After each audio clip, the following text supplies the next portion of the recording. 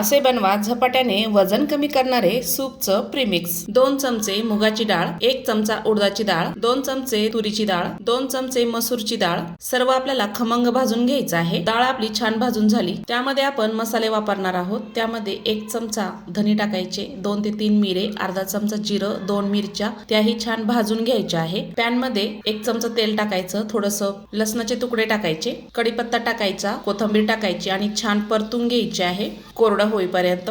सर्व छान परतलं आहे।